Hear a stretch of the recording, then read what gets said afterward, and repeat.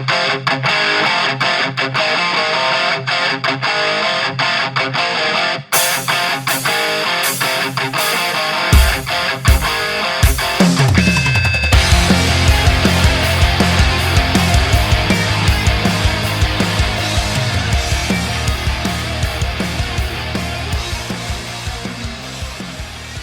right, welcome back to the Ohio Dirt Track Podcast. We're back already this week with a bonus episode of sorts. Wanted to talk a little Chili Bowl, so we're going to call this episode 97. And I'm joined here by Tyler Burnett from Loupedal and FloRacing, and a former Ohioan. Now you're in Michigan, correct, Tyler? That's right. I moved into the snowy tundra, 2.5 feet of snow outside of Allegan, Michigan, just south of Grand Rapids. So it's been nice. I mean, I like the snow. Like, if I'm going to enjoy the winter, I would like to have the snow. So it's been good so far, but hopefully my flight to Tulsa gets out this weekend. I relocated to Ohio from Georgia, and everybody asked me why I left Georgia to come to Ohio, and that was one of the things I was going to ask you. Why'd you leave Ohio to go to Michigan? Well, actually, I left Charlotte to come to Michigan, so okay. That's even worse. I was in Charlotte for 7 years. Working with NASCAR, and then we ended up coming up here. My wife and I, we went on a camping trip up here, like tent camping all around the upper peninsula and along Lake Michigan. And I will say that there is no more beautiful beaches in America than Lake Michigan, in my opinion. So that is pretty much the reason why we moved up here. We're 20 minutes from the beach now. All summer long, we get to go to the beach, all week. My wife's a teacher, so she's off work. So we pretty much moved up here for the recreational and, the beauty of Michigan for sure. Nice. I've vacationed up there twice in the last 2 years, Sleeping Bear Dunes area, Frankfurt. There's our tourism commercial for the state of Michigan. So. Yeah, that's right. There you go. Pure Michigan. Pure Michigan. All right. Enough about that. Let's talk some Chili Bowl. Jacob and I talked a little bit on the podcast earlier this week that the Tulsa shootout offered an incredible amount of drama. The excitement with Axum coming close to multiple drillers there, flipping at the end, lots of other stuff going on. And now we roll right into Chili Bowl coming up, starting on Monday. What's one of the biggest storylines that you're looking at right now? I know I listened to Loupedal earlier this week. So I know some of it, but what are you getting most excited about as we roll up on Monday? That's a good shout to mention Emerson Axum, just because he's switching teams, right? He was with Scott Petrie Motorsports for a long time, and they actually had a lot of success. They nearly won some national midget races with that 15 car. Now he goes over with Clausen Marshall Racing, who's had a lot of success in that building too, who's a powerhouse team, with Tyler Courtney and those guys. So I'm interested to see what Emerson Axum can do. He's really good in the sprint car last year. When they made the decision to move away from Cole Bodine and put Axum in the car, now he's going to go full time sprint car racing with Clausen's next year. That's a good one. I think the most apparent storyline, and coming from the podcast, you probably get the sense of this. It's Christopher Bell versus Kyle Larson. It seems like, the past 5 years at least, that final lap on Saturday comes down to them. Christopher Bell ended up flipping in turn 3 last year, hard charging, which, they say that I'm biased towards Bell, which I probably am. I'm slightly biased towards Bell. I when I announced with USAC, that was Bell's first year with the USAC National Midget Series, but also I ran R Factor with him. I did a lot of online racing with him. So he is my friend, but I am also Larson's friend too. So I like to see them both have success.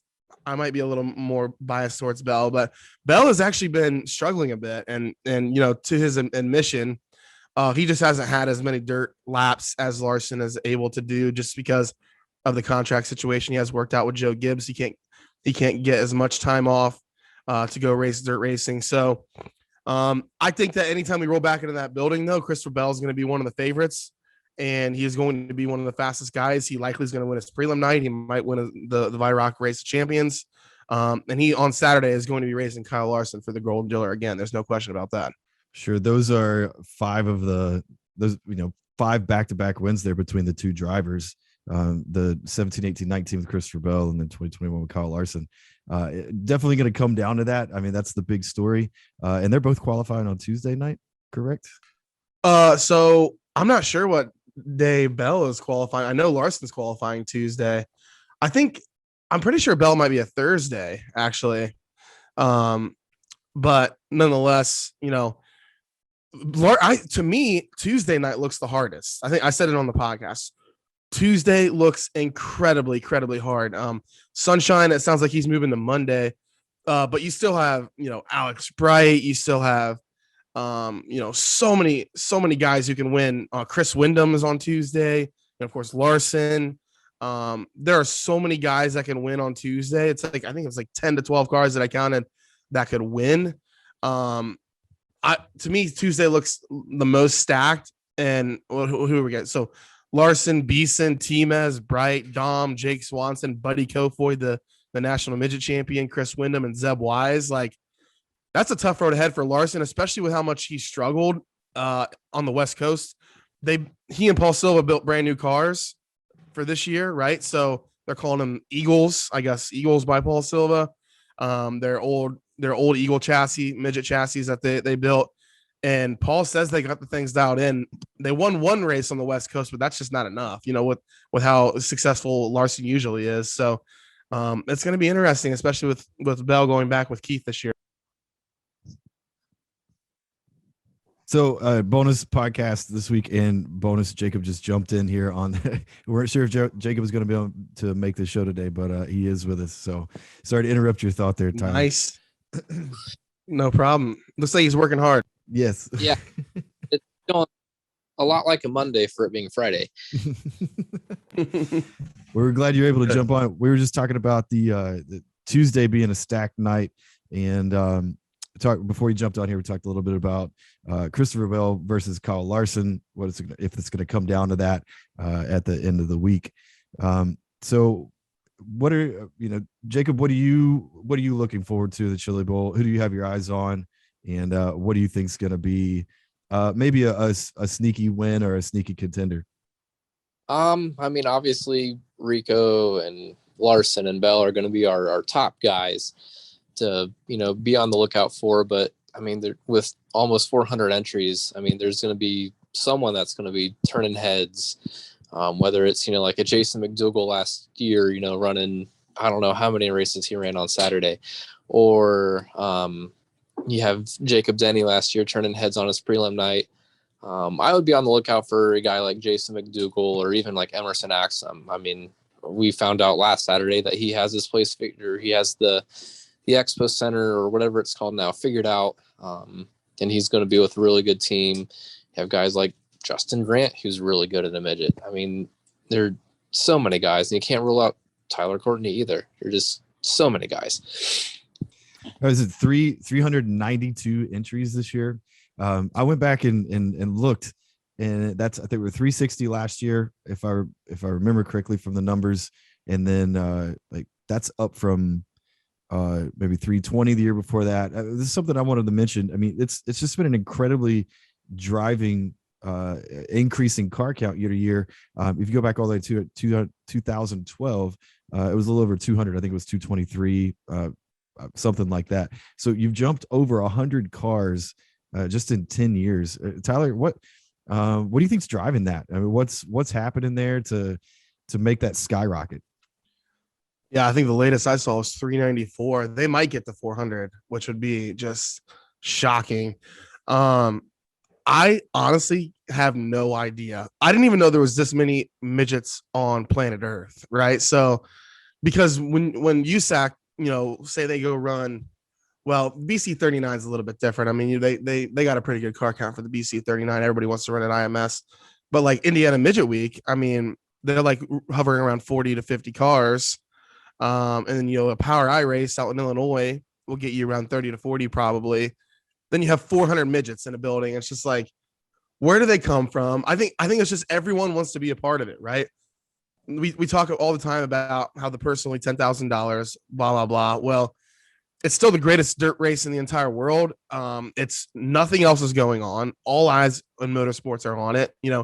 NASCAR, F1, IndyCar, NHRA, Chris Blair's, they're selling sponsorship to the Chili Bowl.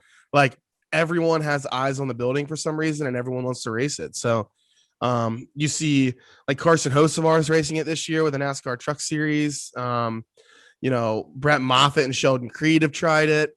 Haley Deegan, you'll likely see her make a Chili Bowl start. She made a go in the shootout this year. I asked Kyle Busch, like, is a Chili Bowl start in your future? And he didn't say no. Like, that's kind of what they're leading up to, right? So like everyone wants to do it. Everyone knows it's the biggest stage of midget racing, probably the biggest stage of dirt racing. I might get in trouble for saying that because obviously the Knoxville Nationals, but all eyes are, the eyeballs on the building are just incredible, and everybody wants to be a part of it. Tyler, what do you make of? I think some of the rumors came out yesterday or the day before that. A guy like Romain Grosjean wants to run, IMS and the Chili Bowl in a midget. Former F1 guy turned IndyCar guy. That'd be incredible. That would really be awesome to see him run the BC 39. A big fan of his. With Connor Daly and Santino Ferrucci giving it a go. Those two guys are still kind of learning a little bit. Ferrucci seems to be like all in. Like he ran micros with Canon Max team and run again at the Chili Bowl, and it doesn't look like there's any stopping there. Connor Daly seems to be pretty addicted to it as well. So there's a fun factor, I think, and I think that's what I asked Chase on the podcast. It's like, is it fun? Is it the audience? Like, you guys, are you trying to get extra eyeballs to what you're doing? Like, because there is a difference in audience between a NASCAR audience and a dirt audience, right? There is some crossover, but there also is a pretty big difference in the audiences. And I think that's what Larson learned when he went late model racing, is like the late model audience is completely different than the sprint car audience. It's just more t-shirts to sell, right? So it's fun. It's the audience. It's also the challenge as well. I mean, the one thing that sticks out to me the most about, open wheel dirt racing is I asked Kyle Busch when he signed Christopher Bell to the Truck Series a long time ago. I said, what's the one thing you see in Bell, and that's the reason why you think he's going to be so good? And he answered with 2 words: car control. There's no one better with car control. And that's those open wheel dirt racing cars, the midgets and the sprint cars, they really lend to that and help you in stock car racing. Yeah, I think that's what makes it so much fun to watch. Whether you're there, you're watching it on TV, is you have those two factors. It's such a small vehicle, the ability to control it. I mean, the true wheelmen stand out. It's clear. But when you get that many, what do you call it? When you get that much volume or that much population on a track, anything could happen. And it's how you navigate that. And that's when the true, like you said, the true wheelmen stand out. But then you throw those wild card factors in there of somebody flipping in front of you, or it's just a lot of cars on a small track, and that's what makes it so exciting for the fans. And I wonder, if that's some of the drive for the drivers as well, to get in there and take those chances and be on that showcase stage when it's a little bit crazy. Yeah, it's got to be. One thing that really stood out to me this week, what Dylan, my co-host, said was like he would be excited to finish 15th on his prelim, which, like, if he finishes 15th on his prelim, he will be like E or worse, right? Like he'll be like F, maybe G, H main, like, but like there's so many good cars that finishing 15th for a guy like him who only runs like twice a year, like, is just an astounding performance. So that's just not the case. That wasn't the case 2 years ago. I mean, he was one position from locking into the A main in his prelim night, I think a few years ago. He ran through the B main on a Saturday and locked into his first feature, I think it was 4 or 5 years ago. And now he's just scrapping to finish 10th or 15th at a prelim night. I mean, it's getting harder. And he mentioned, the age restrictions lifting. Brent Cruz, Gavin Boschel, Ryan Timms, all those guys have won multiple features this year already and are going to be contenders at the Chili Bowl. And just adding those guys in the mix are going to make it even harder. Did you mention on the show that this was Dylan's 10th Chili Bowl? Did I hear that right? It is. I tried to tell him to retire on 10. He's been trying to retire for like the past 3 years. He didn't have very much fun last year. We did like an all access film with him last year, and he flipped his ass off. He flipped off Chase Johnson, which is now his teammate, which is funny, going into this year's Chili Bowl. But like, yeah, he did not have very much fun last year. Probably not even that much fun the year before. He just goes in there with too much pressure on himself, I think. That's why I told him at the end of the show, I'm like, just go in there with no pressure, have some fun, turn some laps. You don't get very many laps to figure out if you're good or not in that building. So you kind of just have to get really lucky in your heat race and your qualifier and set yourself up for a nice run in the feature where you put 30 laps together.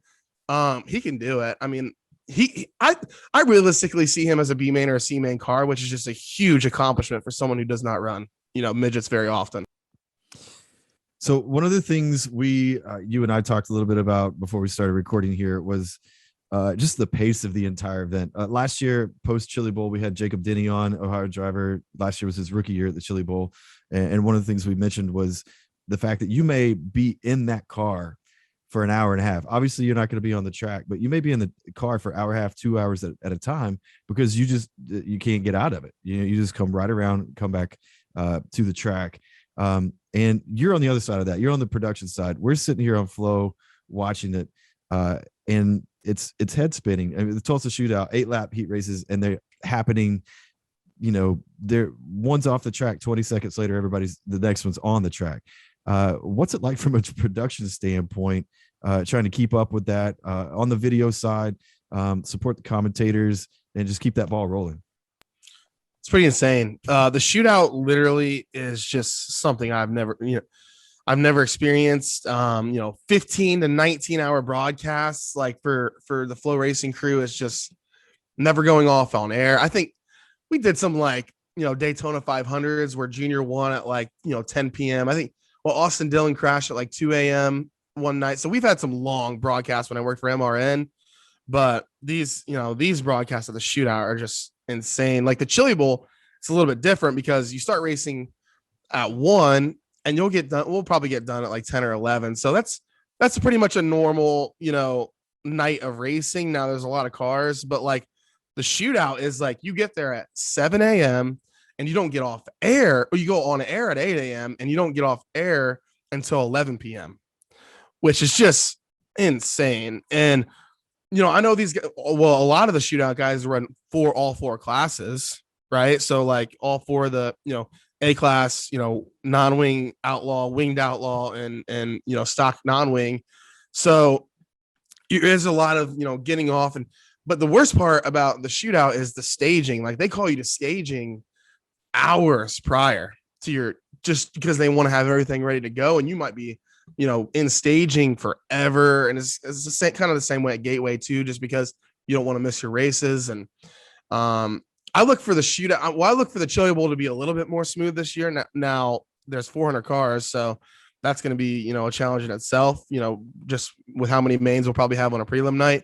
But yeah, the shootout is just something to behold. If you have not been out to the shootout, you need to get out there and breathe in those fumes for 15 and 19 hours a day. It's pretty incredible. Sounds like a good way to get a nice headache going. I'm just now getting over the headache. Yeah. I'm sure when you get back to the hotel and lay down, you can still hear it while you're trying to go to sleep. Yeah. It's a ringing for sure. So we mentioned Jacob Denny there. Ohio drivers that are in this year, since we are the Ohio Dirt Track Podcast, got to make sure we mention who's registered so far. Kyle Simon from Covington, Ohio, Matt Westfall, who's been there a number of years from Pleasant Hill, Ohio, Chris Andrews from Huron, Jonathan Schaefer is our only rookie from Ohio this year from Ashland. He was at the shootout last week. I think he won a heat race on Tuesday of last week. At the shootout. And Jacob Denny is back for his second year out of the USAC Speed 2 midgets out of Galloway, Ohio. Drew Radart from Findlay, Ohio. Drew's been there a couple times before. You got eyes on any of those guys, Tyler? I know you grew up in this area, and these guys are most of these guys are younger. Anybody you're watching there? Well, I mean, I'm a big Matt Westfall fan, right? He's helped out my Chili Bowl pool a lot just because he seems to be, on Lonnie Wheatley's pool sheet, he seems to be like that group 6, group 5 pick that could potentially win a heat race in his prelim night if he starts in the front row. I saw Matt Westphal win a lot of races, the track championships at Waynesfield, and he was a great non-wing sprint car driver. He was also a good late model and modified driver. Pretty much could drive anything. So Westfall's a good one. Kyle Simon, he raced a lot at Waynesfield too. So that's an interesting one. Jacob Denny's good. He's really good. Is he running again for Petrie? I don't know. I didn't recognize the number, so I don't know if it's Petrie or not. Okay. I think he ran the 35 last year for Petrie. And all the conversations I had with Scott Petrie, he loved the kid. He thought he was a tremendous race car driver. So despite whatever car he gets in, I think among the group, Denny's probably going to be the fastest among the group, depending on what car he gets in. If he's in a Petrie car, definitely. But I think he'll probably be your best Ohio driver. Drew Rader's good. He's a micro racer. He raced at Waynesfield as well. In the 1000cc class. So, and then I think he's got some non-wing starts too with USAC. He ran a lot at Lawrenceburg too. So he's pretty experienced. But to me, I think Westfall probably help out my pool sheet the most, and potentially Denny, I think, could be the fastest among the group for sure. Jacob, it was Chris Andrews a couple years ago that had a nice little run. I think he even told someone he was number one in the middle of the race too, if I remember. That's right. Who was he running for? Tyler Thomas. Okay, so I get confused because that team's based out of Oklahoma. There's Chris Andrews from Oklahoma, and I didn't know if Oklahoma Chris Andrews runs for them or not. So I might have to change my vote and say Chris Andrews might be a little, just because the equipment there at Tyler Thomas is good. That's good equipment. So Andrews will give Denny a run for his money with the equipment they got. So, and I'm interested to see what Jonathan Schaefer can do too. As a rookie, that'll be fun to watch the old Buckeye guys see what they can do. Yeah, I think he's done mostly asphalt. Not a whole lot of knowledge on what Schaefer's background is, but he is right down the road here in Ashland. So always excited to see a rookie get out there. It was fun to watch Denny last year, and we'll see what Schaefer does. Schaefer's in a Kuntz car this year. Oh, yeah. Sorry, I'm looking at the list right now. Still looking to answer that question on who Denny is in the car with. I think it's like a number 16. It's like I don't know if that's a Petrie number or not, but not sure. Yeah, I don't know. I don't know if that is a Petrie car or not. You said he's in a Kuntz car. Schaefer is. Schaefer, yeah. In a Keith Kuntz car. Well, we have a new vote for the best car of the Ohio group. No, that'll be fun. That'll be fun to see what he can do. Yeah, rookie year. I mean, coming in with style, right? All right. Awesome. Jacob, what else you got before we start wrapping it up here? I got a couple more questions, but you came in late, so I want to give you a chance to bring up some of your topics. I came in a hurry this morning. But yeah, if you have questions, I'll let you go ahead. Yeah, I had a couple of the things I wanted to ask here. We talked about Larson. Oh, one of the things that I've seen a lot of is coverage. We know FloRacing and has most of the week, and then it moves over to Mav TV. I've seen lots of comments on. Jacob and I were joking about this the other day. Misinformation about what's happening. Tyler, give us exactly what's happening, where you can watch, what Flo's covering, how long, and then when the switchover is. Yeah, hopefully I don't get this wrong. So Flo has all of the coverage from Monday to Friday. So all the prelim nights on FloRacing.com. So practice on Monday, prelim night on Monday, all the other prelims, Tuesday, Wednesday, Thursday prelims. Friday, Brian Holbert sounds like likely going to start with the P main on Saturday, which is just ridiculous. Sun coming up, hangovers, out the window there on Saturday morning. With the P main starting on Saturday, rolling into Flo will have coverage all the way up through the D mains, where Mav TV will pick up in the C main. So live on Mav TV in the C mains, the B mains, and of course the A feature on Saturday. However, those races all will be going on Flo after Mav goes off live. So you can watch those races on Flo if, post action, if you will. We'll have those on FloRacing.com for you if you can't watch them on Mav, but hopefully you support Mav and watch them live. I also want to give you an opportunity. I know anybody who's listening to this has probably listened to Loupedal, but I want to give you a chance to talk about Loupedal podcast, which you have with Dylan, and where can we find that? Yeah, so Dylan and I have been doing that podcast for a long time, actually. It was formerly Rip the Fence, which I can say that because we did acquire the rights to the name Rip the Fence. However, we didn't keep the name from NASCAR. So we had 105, maybe 104 episodes of Rip the Fence, 105, somewhere in there, on MRN. And now we are 65 episodes in, I think, on Loupedal podcast, which is on FloRacing. So basically I started with Flo in August of 2020. And that is when we decided to move our podcast from NASCAR to Flo. And so we have been continuing that. We recently just had Chase Elliott and Kyle Larson on. We get, it's a weekly show, basically like a recap of what happened on Flo, but we also, like to have some fun. We like to mess around. We like to, talk shit about each other. And, we just like to have a lot of fun. So we used to do it in studio at MRN, and then we kind of built our own studio. When we first started on Loupedal and I was still in Charlotte, we did that at Off Access Paint. And now we're digital. We're a digital show, which I think a lot of people are moving towards the digital route. And I actually enjoy the digital route a little bit more. I mean, it does make I think the show was a little bit better in person. But the digital thing makes it a little bit easier, especially because now we can have guests in via video, and everything's just changed. Like when we first started that podcast, it was a cell phone. Like someone had to call in to the show, right? And now we can do this, we can do video and see reactions, and it's just really cool how everything's evolved. So yeah, I appreciate the support of letting me mention the podcast, and hopefully you guys will tune in. We are on Apple Podcasts and Spotify if you want to listen to audio. And then of course, our video portion of the show is on FloRacing.com. Sweet. That's I subscribe on Apple. It just tells me when you have a new episode up, which you do the same thing here. So yeah, we never talk shit about each other, right? I was just making sure I was allowed to say shit.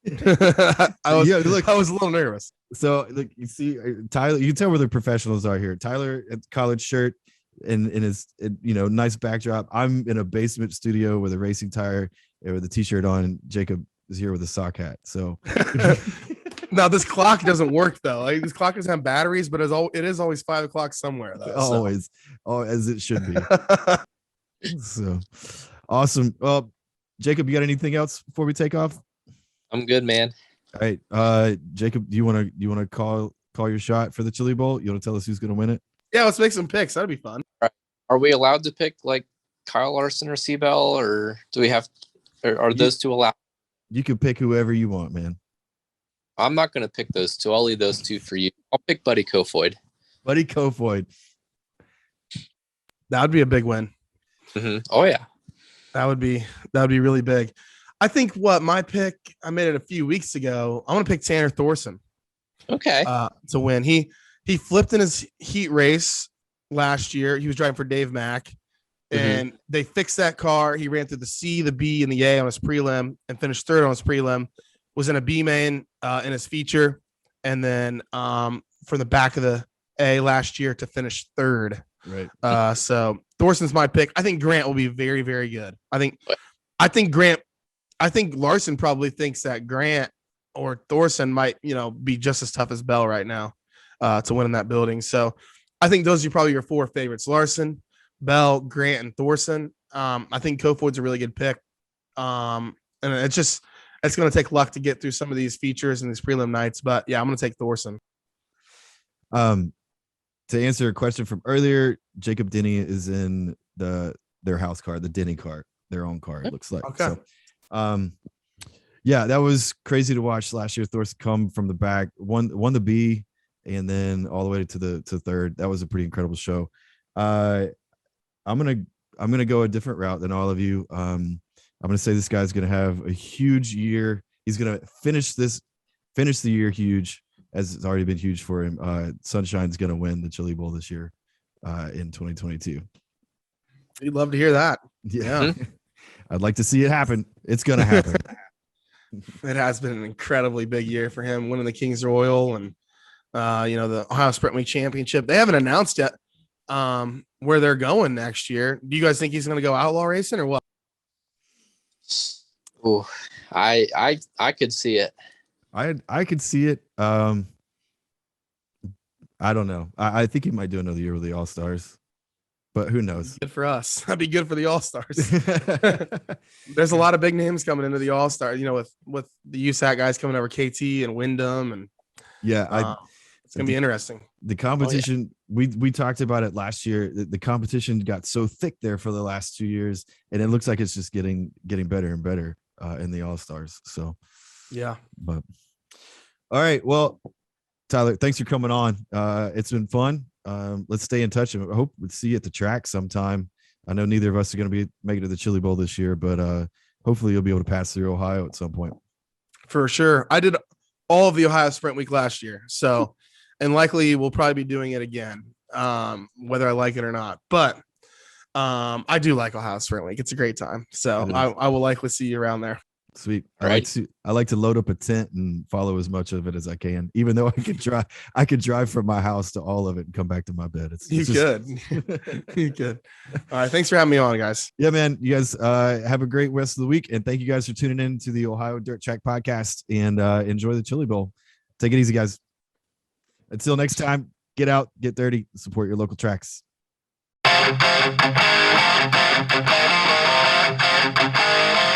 Thank you.